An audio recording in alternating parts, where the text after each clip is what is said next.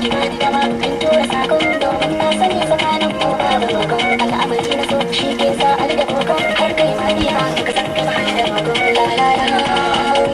Just now,